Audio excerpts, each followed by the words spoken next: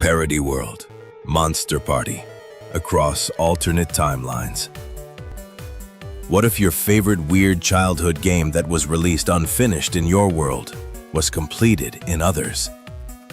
We're diving headfirst into the blood-soaked, joke-splattered corridors of a game that many of us from the 1980s and 1990s remember. Today's spotlight, Monster Party, aka Parody World, Monster Party, and its variant forms across the Echo Vault timelines. Behind the pixel gore and parody bosses, there's a splintered legacy, a version that wasn't censored, a sequel that fought your save file, and a third entry so emotionally warped it was banned in the UK. And somewhere, on a looping VHS, a boy still stares through the screen. Welcome to Parody World. Parody World, Monster Party. Famicom prototype, unreleased in Japan in our timeline. Prototype released as Monster Party in the USA. Alternate timeline variants. Echo Vault record, Monster Party. Historical divergence point. In several key timelines, Parody World Monster Party was officially released in Japan in late 1989 with full backing by Human Entertainment and Namco. The prototype wasn't buried, it was canon. This led to an entirely different cultural trajectory. Below are the known alternate strands and sequels. Echo Strand MPJ89, full Famicom release, Parody World retained. Key divergence. Japan releases Parody World in full form during late 1989. Status: cult classic. Release year: 1989. Released in Japan as Parody World Monster Party with all original bosses, gore, and cinematic cultural references intact. The man-eating plant sings, the ape-man rides, the gremlin hides in the box, and the xenomorph resides in the tower. Key differences. The finished game opens with an extended animated 8-bit intro, where Hiroshi, aka Mark, actually receives a silver bat from Value, aka Bert himself, under the moonlight, telling him, unlike in our version, that the bat he's carrying from baseball practice won't be any help against monsters. Use this one instead. It's made from pure silver. Spritework retains the blood drips and even has decaying fetus walls added in places. The keys gathered in this final variant resemble skeleton keys and have different effects. Additional bosses not seen in our prototype exists, as the final variant contains 4 potential bosses per level, not 3. Alternate history. How MPJ89 was released there. In the MPJ89 timeline, Human Entertainment and Namco did not panic at late-stage content. Instead of reacting to internal concerns about gore, parody legality, and overseas sensitivities, Namco's Japanese producers treated Parody World Monster Party as a domestic horror comedy title first, not a global product. The game was marketed squarely toward older kids and teens, alongside Splatterhouse and Ghosts and Goblins. Crucially, the game was polished for several months prior to release. So, rather than cutting content late development, as happened in our timeline, the team completed all planned bosses, all intended background sprites and gameplay mechanics, the full intro and ending sequences. 6 notable features from this alternate timeline variant. Feature 1, the man-eating plant, singing variant. Unlike our version's brief gag boss, the MP-J89 plant sings in distorted kana syllables, which can still be ricocheted back at it, changes its attack patterns based on the beat of the song, spits out bone fragments every so often that must be avoided, can't be ricocheted. The fight escalates musically, changing the way the plant attacks. Feature 2, the Whispering Nursery. A new substage with 8-bit whispering sound effects added to the haunted house level filled with broken cribs, lullaby music played backward, enemies that only attack when you turn away, Some walls write out bloody text that translates to, "Don't drop me." Feature 3. The 8-Man Rider's second form. The full-screen boss in the first level, where the 8-Man is riding a horse with the crumbled Statue of Liberty in the background and is wielding a spear, exactly the same as the prototype in our timeline. That is, until the second phase hits. The boss is defeated, and the whole screen goes dark as the boss fades. Then a lightning flash occurs, and the boss is back. Now a bloody ape skeleton riding on top of a bloody skeleton horse. The comical Statue of Liberty face in the background is now a skull, and the unique background surrounding it is now bleeding. Features 4. The legs in the walls. An entire extended corridor added to the cave level where disembodied legs kick outward from cave walls, dealing damage and kicking you back, then retreat like piranha plants back into the wall. Hitting them only makes them retreat back into the wall for a moment. They can't be killed, so it forces timing-based jumps. While you're dealing with that, disembodied legs sometimes even pop up from the ground and attack you from behind. These can be killed. Pure visual absurdity, never reused elsewhere. Feature 5. The Freddy Krueger Boss Room.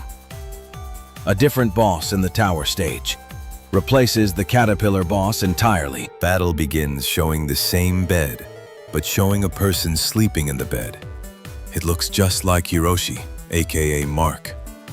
The dialogue translates to, "Don't fall asleep." Then it all goes dark.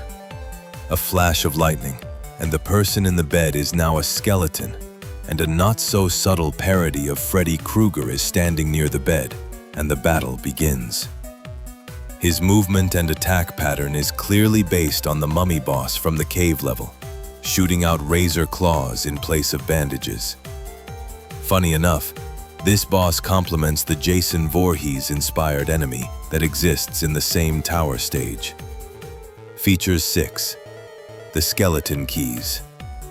Keys in this version are literal skeleton keys. Some rattle when collected, causing a single bar of health damage, and only open other boss doors. Some scream when collected, scaring you into your opposite form or removing a monster buff, and only open other boss doors. Some look like the exit key and unlock the wrong final door and unleashes new enemies on the level. Keys are no longer just collectibles to unlock the next level.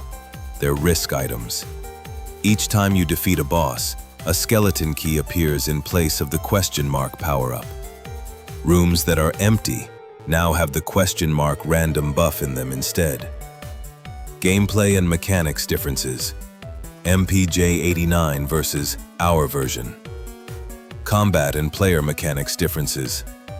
Hiroshi, aka Mark, starts each level at full health. An inventory system accesses items once they are obtained. Select button, then scroll. Hearts restore health. Capsules change form to value, aka Bert, etc. New power-ups. Temporary monster abilities. Short bursts, not permanent. These randomly appear, looking like a Japanese ghost icon.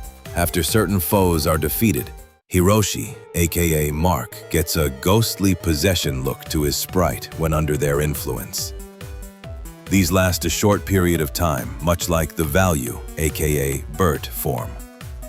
Unlike items, which go into your inventory in this variant, these auto-activate as you touch them. A visual fear meter HUD causes enemies to weaken, randomly hesitate, or even flee from you if you defeat enough monsters in a level. Defeating a boss increases this meter the most. Hidden joke power-ups that look useless, but save you later. Level structure. Levels contain randomized boss routes. Missing a boss doesn't stop progression, but changes later stages. Some later enemies only appear if certain earlier bosses survived. At the start of each round, only a single boss door is unlocked, randomized. Each boss drops a key, random which type, that either opens additional boss doors, opens a false final door, looks like the real final key, but causes new enemies to enter the level instead, or actually opens the final door. This also adds additional replay value to the game that we never had. Tone. The biggest difference isn't just the mechanics, it's the full confidence. MP-J89 leans fully into horror, parody, absurdity, discomfort. Nothing is softened, nothing is apologized for. Reception. Cult success. Parents outraged. Children obsessed. This version becomes Japan's Halloween game. They're ghosts and goblins, but weirder. This version still got a release in the United States in late 1990 by Bandai, as Monster Party like here, with a bit more censorship copyright compliance than in our version, but also having the many additional elements of the final version. Echo sequels and expanded strands. Echo Strand MPX92, Monster Party X, Famicom Disk System sequel. Key Divergence. Famicom Disk System sequel released in 1992 with horror growth mechanics. Status: cult classic. Release year: 1992. System: Famicom Disk System. Overview: Hiroshi, aka Mark, now a teenager, returns to the Parody World. Only this time, he brought the bat to school. New mechanics: two-world system. Fight during the day as Hiroshi. At night, become Bloodbat Mark. Itemized bosses. Defeating enemies gives you their quirks. Example: Pighead's glutton power, haunted chairs levitate. Monster Party X features anime cutscenes with VHS-like artifacting, intentionally glitching fourth wall. Final boss: You, a corrupted version of the player file, rendered as a screaming save icon.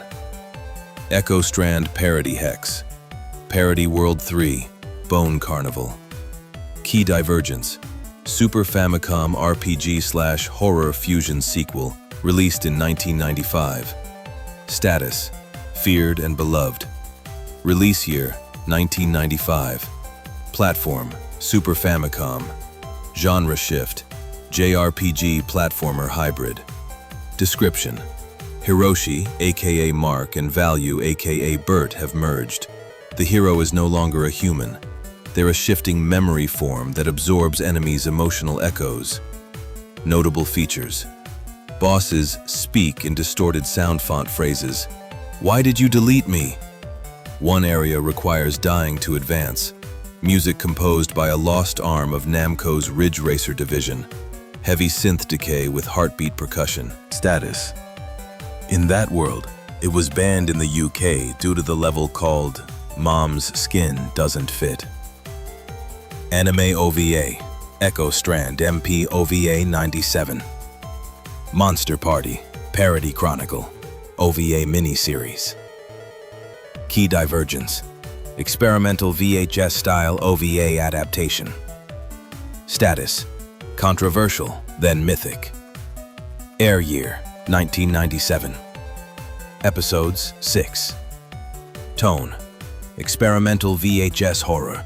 Think Aeon Flux meets Courage the Cowardly Dog with Hiroshi, aka Mark, drawn differently in every episode.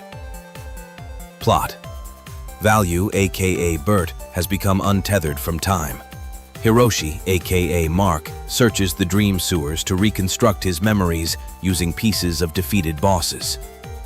Each episode ends with a 2-second live-action shot of a boy staring directly at the viewer.